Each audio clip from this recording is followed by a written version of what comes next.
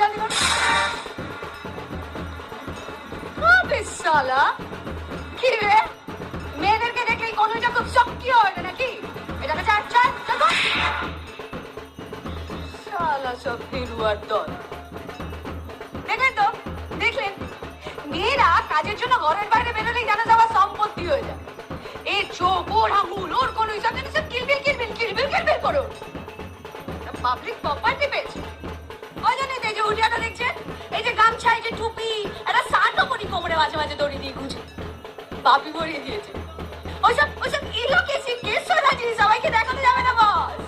ভাবি বলে পুরুষের সঙ্গে লড়াই করে পুরুষের জগতে রেখে থাকতে গেলে পুরুষ শালীন হয়ে থাকতে হবে। কত স্বপ্ন ছিল জীবনে, এটা প্রেম করবো, খুঁজে গঙ্গার ধারে বসে কারোর মুখে মাথা রেখে কাটিয়ে দেবো সারাটা দিন।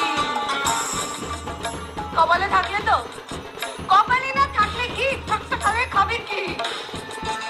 টাকা দরকার, অনেক টাকা দরকার, বাপির ওষুধের টাকা, দুটো মানুষের পেটের খিদের জ্বালা মেটানোর টাকা। আর তাই জন্যই তো সকাল থেকে বিকেল অব্দি টোটো সঙ্গে নিয়ে ছোট, সকাল থেকে বিকেল অব্দি সপ্তাহে 4 সারাটা দিন টোটো, সপ্তাহে 4 দিন শহরে গিয়ে কাজ, আর বাকি 3টে দিন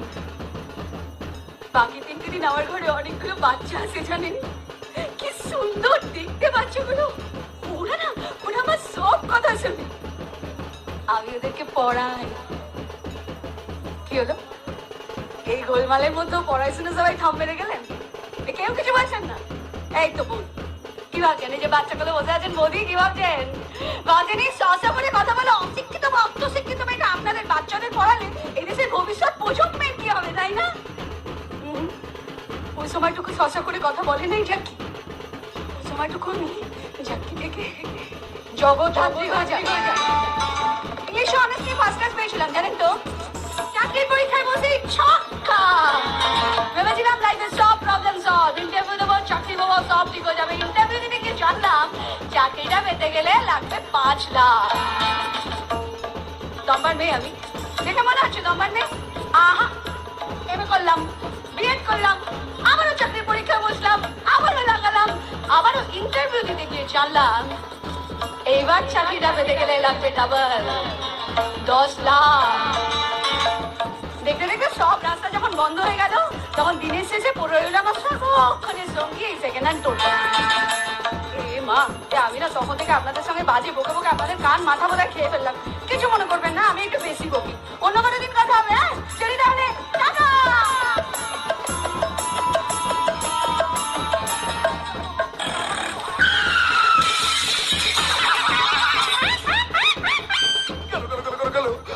কোমরের হাড়গুলো একেবারে ভাইঙ্গা সুরমার হয়ে গেল রে। কোন শালা হামুকের বেটা রে?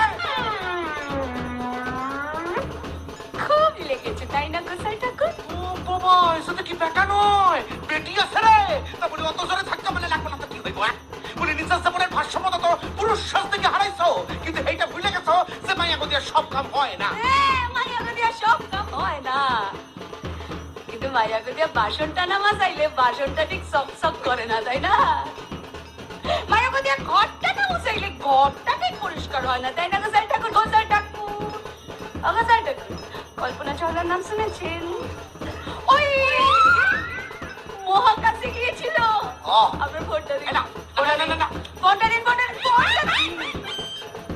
দেখি।